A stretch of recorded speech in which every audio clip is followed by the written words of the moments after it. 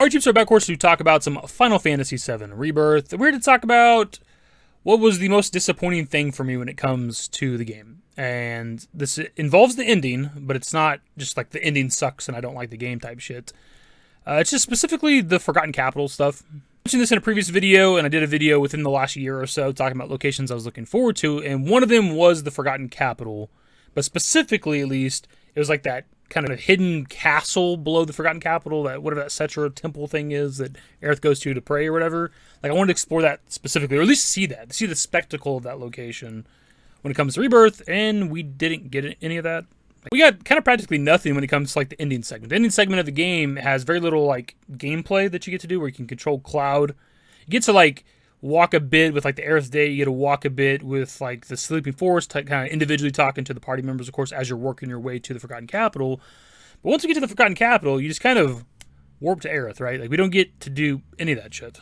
I think overall, this is maybe the most disappointing thing for me when it came to Rebirth, which I think in its own way is kind of a good thing. Like, if me not getting to explore a specific location is like the worst thing about the game to me, then that's probably a good sign for the game. I think part of it came down to the marketing of the game, where they kept pushing like, this is where the game's going to end. So in my mind, I'm reminiscing on that location from my previous playthroughs of OG FF7 and what that location looks like and how is it going to look once we get there in Rebirth. And then again, we didn't get any of that. I see people try to defend this in multiple different ways. One of them being that prior to going there, we obviously go through a pretty lengthy final dungeon with the Temple of the Ancients, and that maybe having like a location that we could explore would kind of mess up the pacing. But that's subjective, I would say.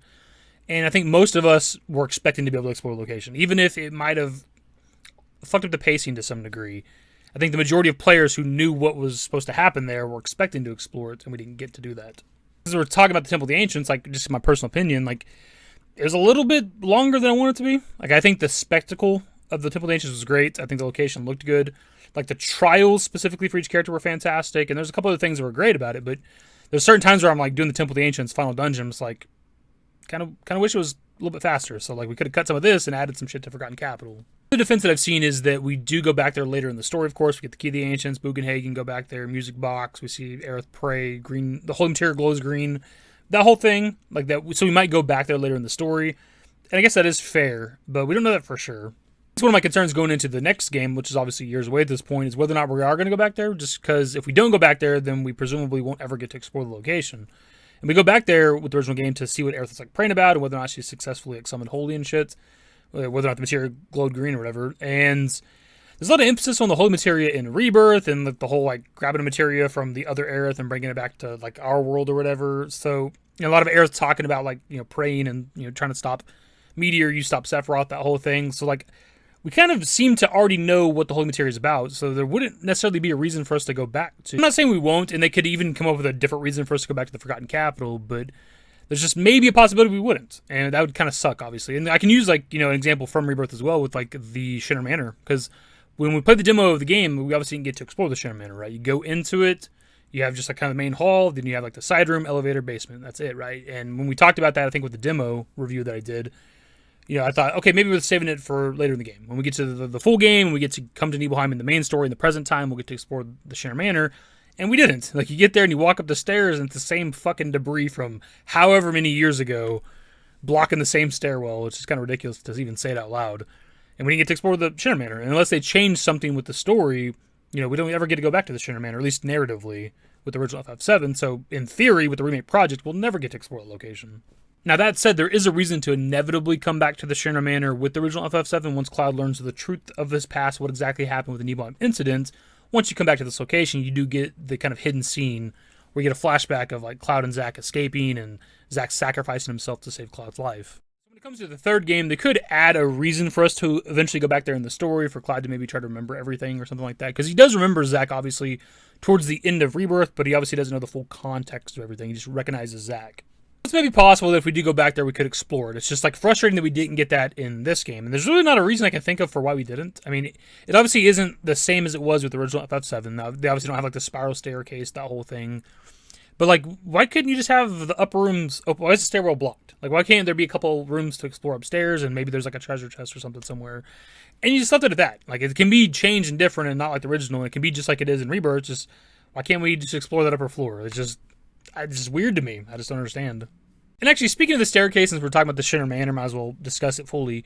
Like, with the original game, like, they at least implied that, like, the spiral staircase that led you to the basement was kind of hidden, right? Because there's the room where the wall, like, blends with the wall, like, the door to the staircase, right? So it's at least implied that it's hidden. That you wouldn't know about it, potentially. But with, like, Rebirth, like, you walk in the front door, and just to your left is a room, and there's just a fucking elevator there. It's not even remotely hidden. That anybody could access and use to find your secret lab beneath. Like, they even try to play it off with, like, the flashback at the beginning of the game where Tifa, like, says she didn't know that it existed, and, like, it's supposed to be, like, hidden from everybody, but, like, fucking how is it hidden? Never knew it had a basement. Was news to me, too. Doubt anyone in the village had a clue. I guess this video turned into the two things I like least about Rebirth. I wasn't planning on going to, like, a big tangent about the Shinra Manor. But hopping back to the subject of us returning to the Forgotten Capital maybe later in the story in the third game. I mean, we could go back there for any reason. It could be involving Aerith, trying to see what Aerith was doing, potentially, if we don't fully understand everything, even though we've interacted with, like, the Holy Materia a bit. But we could also just go back there for general knowledge. Like, you know, the world's ending, right? There's a fucking meteor coming, there's giant monsters stomping around, Sephiroth's in the planet doing some shit. Like, we could just be going back there to maybe try to learn something from the Cetra. It could be, like, a number of reasons why we'd ever return there.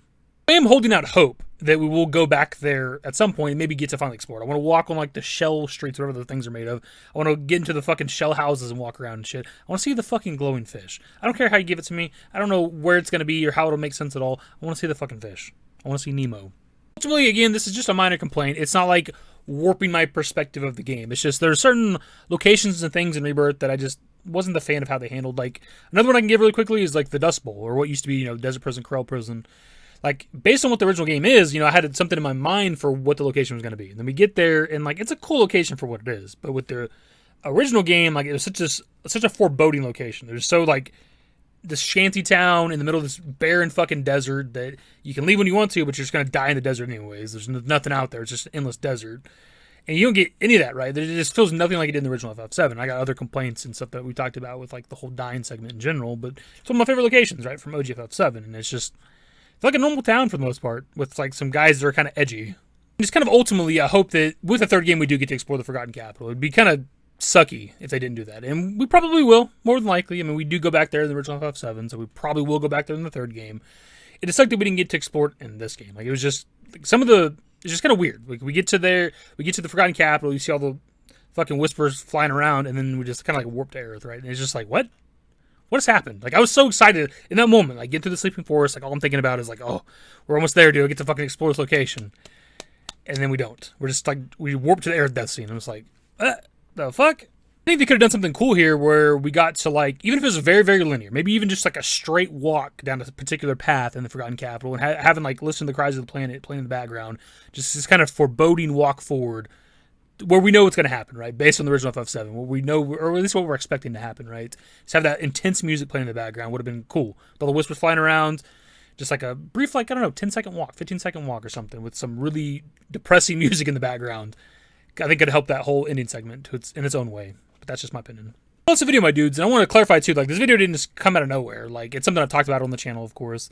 But also, there's a Reddit post from yesterday that I'd seen talking about this, about it being, like, a missed opportunity, not getting to explore the Forgotten Capital. And it has, like, 200-something upvotes or some shit. And there's a lot of people in the replies that are agreeing. So there's a big part of the community that feels this way, too. So I feel like I want to voice my opinions, my thoughts on this, and kind of gauge what you guys think.